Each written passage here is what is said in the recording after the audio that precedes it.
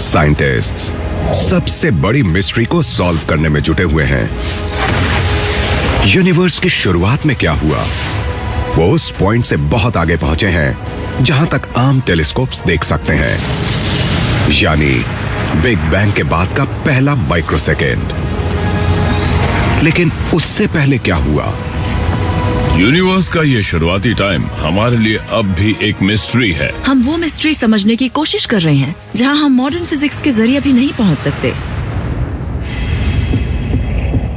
सिर्फ एक ही क्लू बचता है। न्यू मैक्सिको के प्लेन्स के ऊंचाई पर नासा इंजीनियर्स एक नए तरह का टेलीस्कोप लॉन्च करने की तैयारी कर रहे हैं।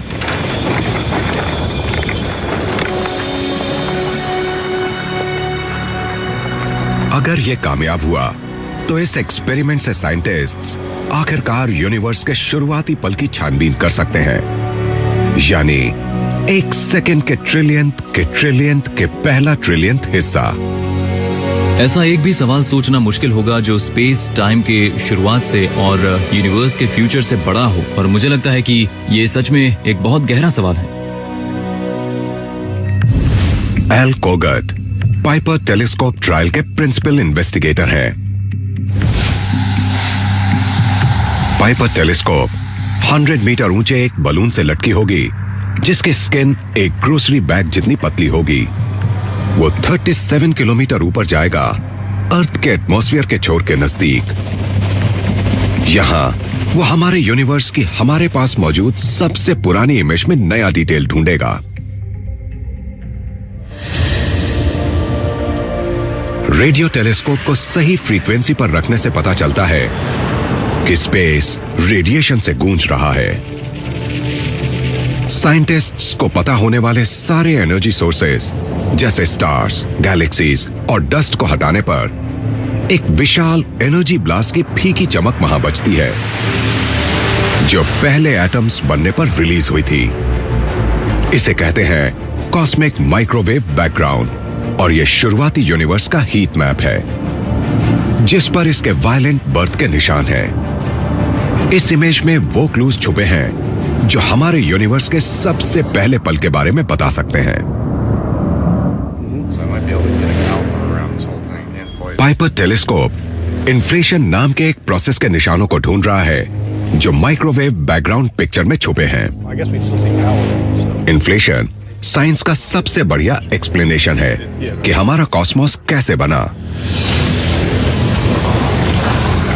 पूरा यूनिवर्स सोच से भी परे छोटी जगह में समाया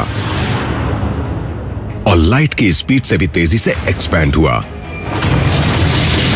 किसी के पास इसका पक्का सबूत नहीं है कि ऐसा हो सकता था, बस ये अंदाजा है। क्या हम असल में सब कुछ फिट कर सकते हैं? सारे स्टार्स, गैलेक्सीज, क्या वो सब कुछ एक प्रोटॉन जैसी छोटी चीज में फिट हो सकता है? अगर ऐसा होता है तो पाइपर को उसके सटल सिग्नेचर्स दिखेंगे। इन्फ्लेशन ढूंढने के लिए पाइपर इस तरह से पैटर्न देखेगा जिस तरह cosmic microwave background energy release की गई है। अगर आप वो देख पाते हैं जो ये इंस्ट्रूमेंट देख सकता है, तो आप अगर स्काई को देखेंगे तो वो आपको काफी हद तक वैन गो पेंटिंग जैसा लगेगा। टेलीस्कोप एक खास तरह के स्पाइरल को खोज रहा है जो और ब्राइट सर्कल्स और लाइंस में छुपा है। उसे ढूंढने से पता चलेगा कि बिग बैंग के दौरान असल में क्या हुआ था।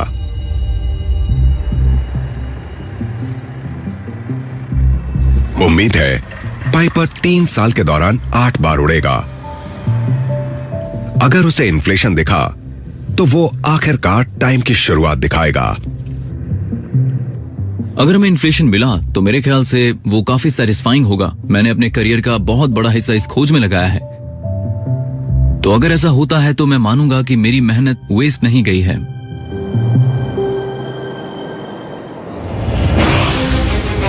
तो साइंस अब टाइम रिवाइंड कर सकता है, हमारे कॉस्मोस को उतने नजदीक रिट्रेस कर रहा है जितना आज बिग बैंग के नजदीक पहुंचा जा सकता है। गैलेक्सीज और स्टार्स यूनिवर्स में 13.6 बिलियन ईयर्स से हैं। उससे पहले 200 मिलियन ईयर्स तक लगभग एकदम अंधेरा था, जब यूनिवर्स ज्यादातर हाइड्रोजन की धुंध था। उसके और पीछे हम देखें तो कॉस्मॉस हॉटर और स्मॉलर बनता है। 13.8 बिलियन ईयर्स पहले यह एक धधकता फायरबॉल था, लगभग अर्थ के साइज का, जो सबसे ज्यादा मुमकिन थ्योरी के हिसाब से एक बहुत ही नन्हे से पॉइंट से एक्सपैंड हुआ था। आज हम बिग बैंग के इतने ही नजदीक जा सकते हैं, जो सभी चीजों की शुरुआत है।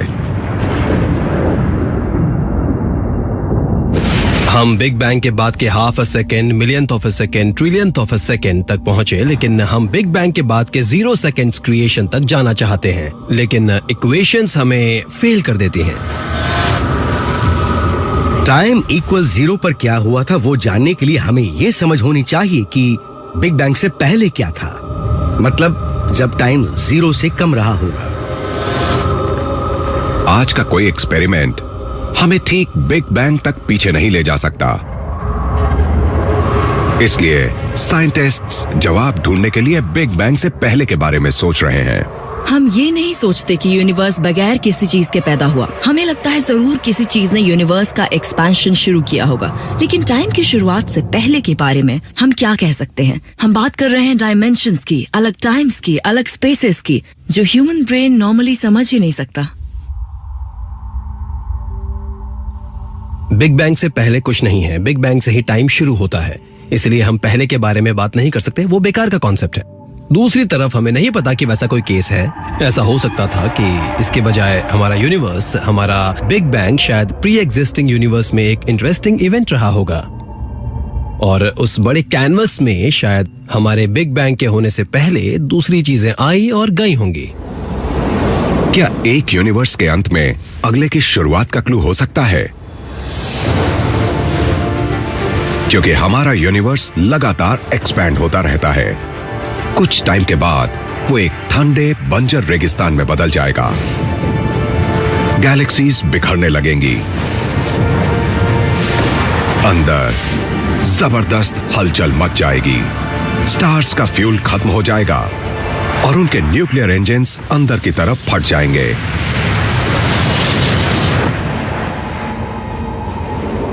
जब ठंडे पड़ रहे यूनिवर्स में से लाइट खत्म हो जाएगी, तो आखिरी सर्वाइवर्स ब्लैक होल्स भी गायब हो जाएंगे और फिर पूरा कॉस्मॉस और कुछ नहीं बल्कि टाइनी पार्टिकल्स का एक डेड स्पार्स सूप बन जाएगा। चीजें बस इस फैलते हुए एनवायरनमेंट के इर्द गिर्द मंडराती रहेंगी और कुछ नहीं होगा। शायद वही हमारे फ्यूचर में होगा। ये ठंडा खाली यूनिवर्स शायद बिग बैंग के पहले के हमारे कॉस्मॉस से कई बातों में मिलता जुलता होगा। हर चीज इतनी ज्यादा फैली होगी कि टाइम और स्पेस का कोई मतलब नहीं रह जाएगा, और कुछ ना होने यानी एक ही वक्त इनफाइनाइटली बिग और स्मॉल होने की इस हालत में ऐसा हो सकता है कि एक नया यूनिवर्स कॉस्मॉस 2.0 को शुरू से बनाना शुरू करे। जब बात बिग बैंग की हो तो हमें इतना पता है कि हमें उसके बारे में पूरी जानकारी नहीं है, लेकिन हमें यह पता है कि बिग बैंग हुआ था। यूनिवर्स की शुरुआत कैसे हुई, अभी हम उस बारे में उतना नहीं जानते। हमें जरूरत है अलग तरह के फिजिक्स और आइडियाज की, स्पेस और टाइम के आइडियाज की भी, लेकिन हम वहां पहुंच जाएंगे।